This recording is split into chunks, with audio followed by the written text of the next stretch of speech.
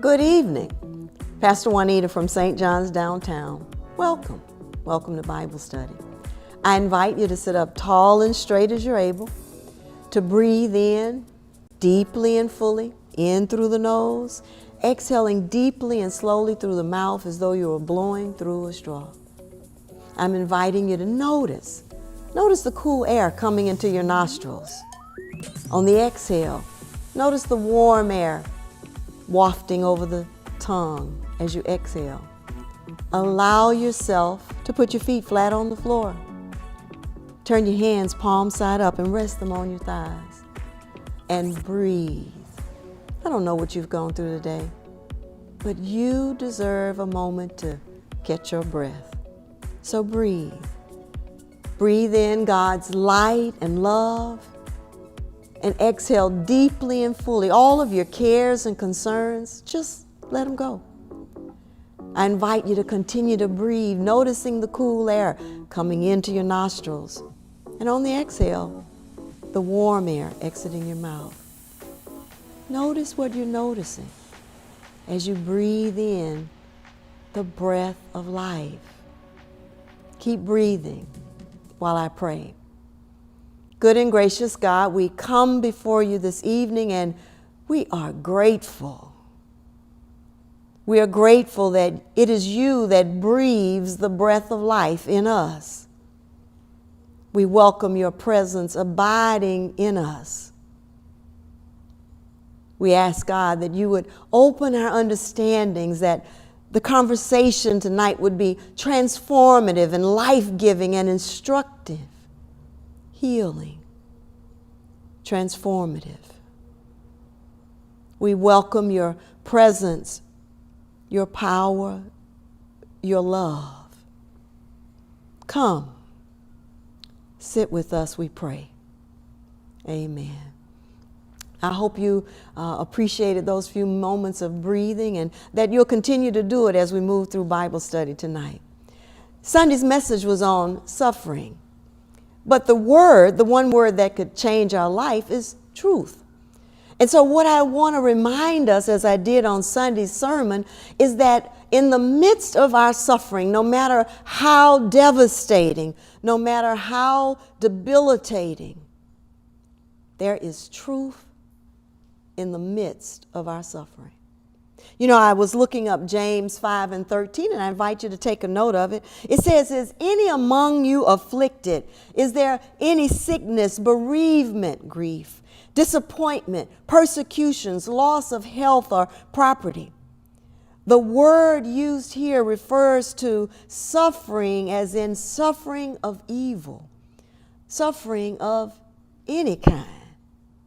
And so I want to remind us that if we are indeed suffering, there is truth in the Word of God. There's truth in our experience about what we're being invited into. So are you suffering? The first truth is to be able to identify, yes, I'm suffering. Perhaps you're not suffering now. I said this on Sunday. The reality is Ecclesiastes tells us there's a time and a season for everything. So as I said on Sunday, take good notes. Maybe someone you love will need them. So what do we believe about suffering? Who are we when we suffer? Some would believe that suffering is totally a result of sin, as the disciples did when they came to Jesus in John 9:2, and they said, upon seeing the blind man, who sinned, this man or his parents? And Jesus turned to the disciples and said, nobody sinned. This was done so that the glory of God might be revealed. And so let's take a note of that suffering isn't always a direct result of obedience or disobedience or sin. And you know the way I like to define sin as anything that separates us, keeps us from experiencing the inflow of the presence of God, the influence of God in our lives. So sin is not always the root cause of suffering. I think, unfortunately, too long the church has beat that into us, that we must be suffering because of sin. I remember when I was diagnosed with depression, someone said to my sister, I thought she was a better Christian than that.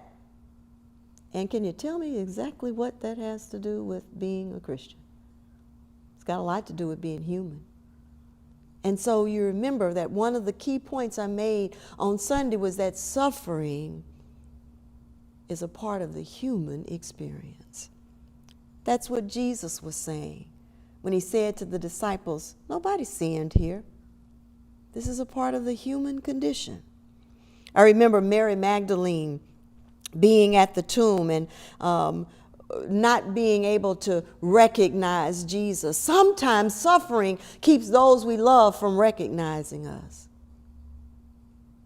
Why? Because suffering can impact our personality. It can impact the way we show up. But what was so powerful is for me that suffering can transform us in ways that make us unrecognizable too.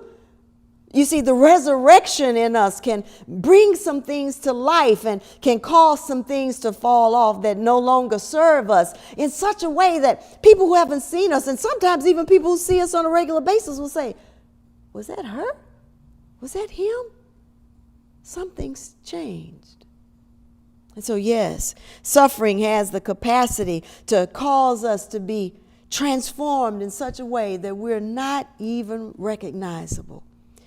When Mary Magdalene was at the tomb, you remember she said, where is he? And she believed the gardener was responding to her, and the gardener was really Jesus. You remember the couple on the road to Emmaus, and they were walking together, and all of a sudden a stranger walks with them and asks them what's going on, what are they talking about? And they say to him, haven't you heard about the death of Jesus, our beloved Messiah? And it was Jesus that was walking with them. But the word says they didn't recognize him until they invited him into their home and broke bread.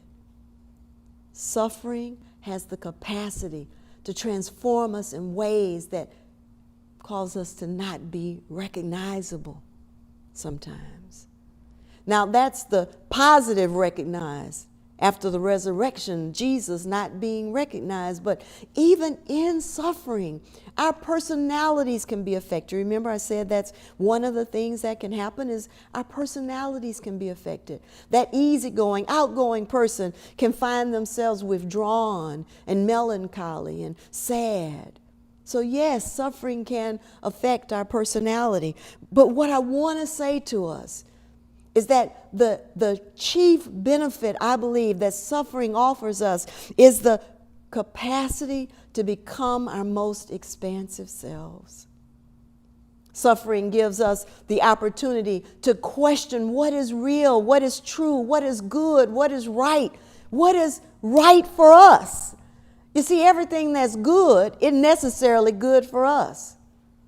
Suffering invites us to inquire, to be curious about who am I being called to be now.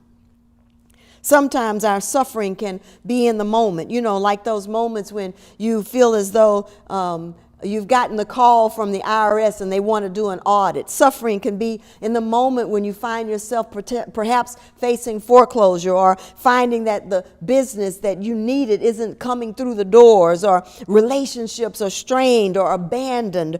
Even things that we believe to be good things can cause us to suffer. So there's those times when suffering is really just a season. It's just a matter of moments, but those moments can feel like a lifetime. Contrary to what people often say to us, that sometimes suffering can be because of having, again, going back to the sin notion, sinned, right? I want to suggest that no matter what, whether we've been disobedient or we haven't been, suffering occurs in our lives. So stay open to it. It's so funny because suffering comes into our lives and it's almost like the first thing we want to do is to protect ourselves, to shut down the heart, to shut down the emotions. And the reality is the invitation is to stay open. Stay as open as possible to how love might flow into our lives. as insight, guidance, instruction, relationships, new ways of thinking and perceiving of our lives and how we're being invited to live. So suffering, there's truth to be found in it. Some of the things that I remember thinking is that suffering is because of how often we've said to ourselves, well, if things were just like this, if things ought to be this way, or they should be that way. So sometimes we suffer because of our attachment to how we think things ought to be, how we think people ought to act, how we think we ought to respond. And so notice what you're noticing. If you find yourself suffering, notice what you're noticing. Question the suffering. Well, is it true that when I get upset, somebody ought to come running to my beck and call to serve me? If that's the thought that you've had, no wonder you're suffering. Question what you've been thinking about your suffering. Suffering, I said Sunday, is complex and is deeply personal. I have to say that again. Everybody's suffering looks and feels differently to them. Why? Because suffering has in it the kernels of our own narrative, our own story. So the thing that causes one person to fall apart is the thing that another person would say, well, I've gone through worse than that. So suffering is deeply complex and extremely personal. One of the things I want to share with you is that we're invited to ask ourselves, who am I to become in the midst of this suffering? You see, there's always a becoming process. Ask the caterpillar. When the caterpillar is in the chrysalis and becoming a butterfly. I've got one at home right now, and it had fallen off of a plant that I was working with in my garden. And so a girlfriend of mine is like the caterpillar whisperer. And so I called her and she told me what to do. And so I glued very gently the chrysalis stem to a container so that the chrysalis could be protected while it's in this state of suffering. So I'm kind of guarding over it, watching over it. And slowly it's gone from being a green chrysalis and it's starting to turn black, which are usually the signs that the metamorphosis is occurring. And it won't be long now before the butterfly breaks out of the chrysalis. I want to remind you that in our suffering, God is hovering over us, present, watching, assuring us that the transformation will be made. But the key is our willingness to stay open and willing to receive and to give love.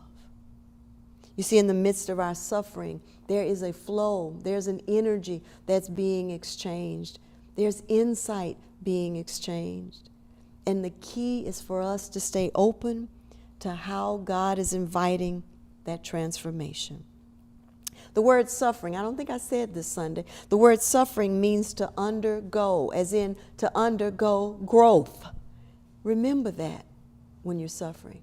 Remember that when you're experiencing depression or grief or deep sadness, that there is something underneath this. There's an opportunity here. Isaiah 45 says that God will give us the treasures out of the darkness, the riches out of hidden places.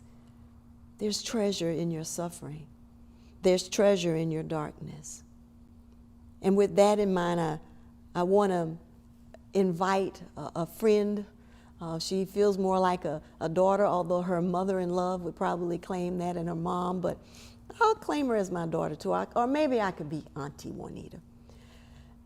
I met Abby Preston, now Edmondson, through Mission Year, where she was serving at St. John's a few years ago. And then Abby became a part of the Art Project Houston, which was a program project of the Bread of Life. And I want to invite her in. We're in her studio, part of her exhibition that she has going on, and I'm going to get her to talk about that. Because you remember I mentioned that in suffering, there is treasure. So, show some love for Abby. Hey, Abby, thanks so much, first of all, for having had the exhibition and inviting us to join you on Saturday. It was almost breathtaking. Being in this space and seeing this work and being able to relate to suffering. And one of the things, I want to read this to you, that suffering is often the content of our lives, and it can become the curriculum. It invites us to ask ourselves, what's being created? What's the invitation that I'm being invited? What am I being invited to see, to know, to experience? How am I being invited to show up as my best self, as my more expansive self, right? And so there is always something being created in suffering. The challenge is so often that it's so painful that we just want to run from the suffering, right? And what you've done here in Darkness Blooms is invited us to stand still in the suffering. And I talk about that in my book, Learning to Be. That's one of the major lessons I learned, is that we often just want to get away from it, and the reality is we're really being invited to turn towards it and invited to come be with us for what it wants to offer us, all right?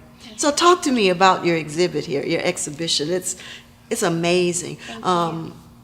I'll say this and then I'll ask you to speak, but when I came in and saw all the black and the white contrasting and the movement in some of the pieces, I felt as though my experience with mental illness had been captured in art. So talk to us.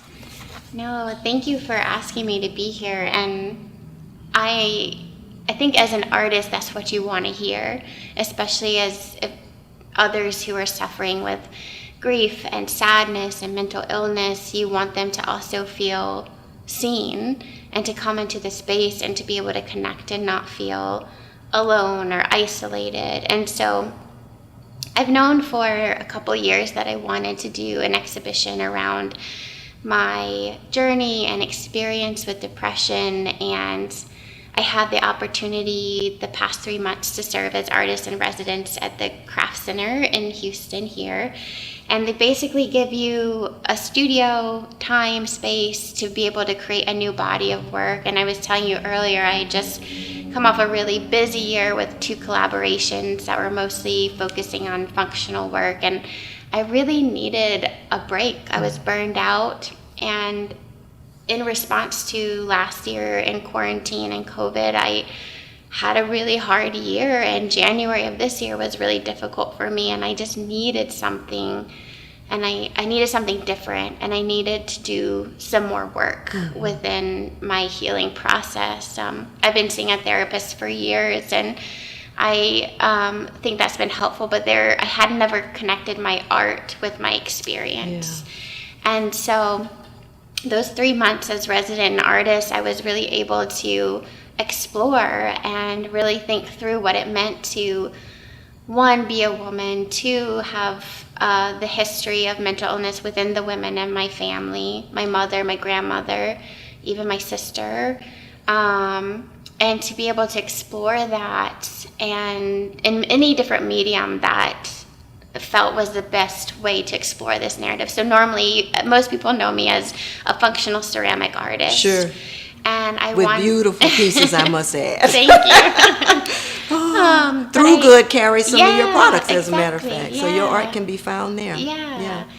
And I think that's been my comfortable space and my safe space. And I had a friend who came to see me at the Craft Center, and she was like, looking around at the pieces that I had done, and they were functional pieces, they were wheel thrown. I was in my safe space, and I felt comfortable there. And she was like, these 3 months, you really need to do something to push yourself. like limit your time on the pottery wheel, limit your time doing functional pieces. And so that really caused me to explore other materials and other mediums. And so through that, in those 3 months, that was such a gift. This exhibition came to fruition, and I was thinking through and talking to you earlier about how I was really hesitant my first month really working through this because I was so worried to be too honest. One, just because I'm like, I don't want people to think I'm like, I don't know. I just don't want people to think something of me. I don't want them to think I'm crazy or that I'm sad or that I'm this or that, and that I can't handle things. And then I was worried that I wouldn't be able to handle it. Despite the many years of therapy, I thought, oh, what if I go too deep? What if I tap into something that will ultimately cause me to break? And my partner, Chap, who he pushed me to really start writing. And from that came the piece behind you, which you can't see it in frame, but it's amazing. Cascading toilet paper, and it's holding these very personal narratives around my experience that run in chronological order, going from when I was a child to a year ago. And I had to start writing them down and to really get them on paper. And that was a catalyst for the rest of the exhibition. And I had to, and I didn't break. So the pieces. Say that again. Yeah, I didn't break. You didn't break. I didn't break. Yeah. And in fact, it was cathartic, and it brought more healing in places that I didn't even know that I needed. And that piece is called Darling, You Won't Break. And it's a reminder to myself that I can go to these deep places. I can go to the pain and the suffering, and even speaking to myself in words of affirmation of darling or love or, whatever those words might be for myself, because that's been a journey to speak lovingly to myself. Absolutely. And so that piece really then began to kind of domino into all the other pieces that we see sitting here in the exhibition. So how many pieces are there in the exhibition? 16. Wow. And let me say this to you. Abby said a couple of things. Number one, she didn't say these words, but she noticed what she was noticing. Okay? She used journaling as a tool to help her to be with her experiences. And so I'm saying to you, notice what you're noticing. Notice when you find yourself playing it safe. Maybe even it's in the case, it was a friend who said to you, I think you're playing safe. Notice what the feedback is if there are trusted people around you who are speaking into your life. Pay attention. Notice what you're noticing. Notice what you're noticing. Journal. So often there is cathartic healing available to us if we'll take time to write it out. Not necessarily typing. There's something very transformative, life-giving, healing about writing out your experience. So I invite you to begin to journal. And don't do what I do. Don't go out and buy expensive, very beautiful journals and then not write in them. Go get you a big cheap tablet. Y'all remember those, right? A spiral, 99-cent dollar store book. And then start writing. Because in the writing, the Spirit is present. And the Spirit will speak to you. As I look at Abby's work, one of the things that just excites me is this reminder that there is treasure in our darkness. Abby, tell us how long it took you to do this body of work. My whole life. Yes, yes, yes. Yeah, I mean, I think I have struggled with feelings of deep sadness since I was a child. And I have to give credit to my mother who noticed it in me as a 5-6-year-old little girl, because she had struggled with the same thing since she was a child. And so in a sense, this work has been doing a work in me since I was a child and for my whole life. But I don't think it was until, honestly, probably 2018, 2019 that I realized that I needed to be really honest, and I wanted to be really honest and open because I know that I have struggled with being honest about my journey because of fear of what other people would think and the stigma that is still around mental illness. But I knew that I wanted to do something. I just didn't know, and it's taking me several years of just like thinking through and sitting, and I think really I just had to carve out space and time. And I know that you had, like, as you mentioned, journaling, like that's been such a big part. And there's a piece to my right called Charcoal Groans, and it's this really large piece from floor to ceiling almost that is made of charcoal, and there's writing in there. I saw that. I didn't know what it said, but I could see there were words in there. Yeah. And my drawings are very not objective, abstract, and they convey what I cannot convey with my mouth. So the groans and the moans from the inside that I can't find words to, but they come out as expression. And sometimes you'll catch a word, and sometimes it'll be layers upon layers. And so I think I was just thinking about that as you were talking about the journaling and the processing, and that's a way for me to process. So even if you don't have the words, or journaling isn't your thing, maybe it's art making, and maybe it's the layering of paints and color and pigment, or maybe it's clay and the molding of, without any kind of direction, but it's more just like allowing. I think of the verse where the Spirit intercedes on our behalf. That's right. I was thinking the same thing. Interpreting our moans and our groans. Absolutely. And I think about that often because so much of the time in my deep sadness, I don't know what is trying to come out, but I know that creating for me is a way for those to connect with God, and it comes out. And so I was thinking about that when you were talking about journaling. Thank you, and thanks for saying that, because for some, as an example, one of my daughters, when she's moving through a space, baking is what she does. I love that too. I cannot lie. Well, we have to get y'all together. And so what is it that wants to emerge from you?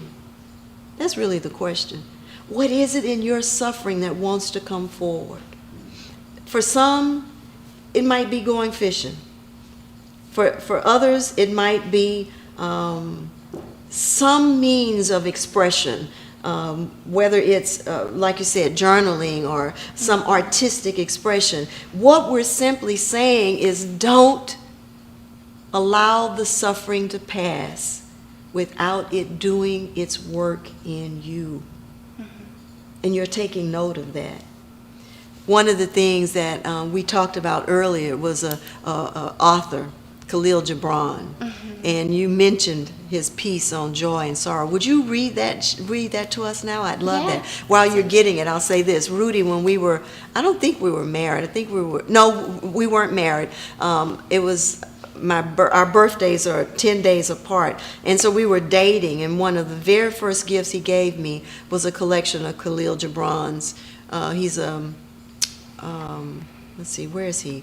He's a poet from not Palestine.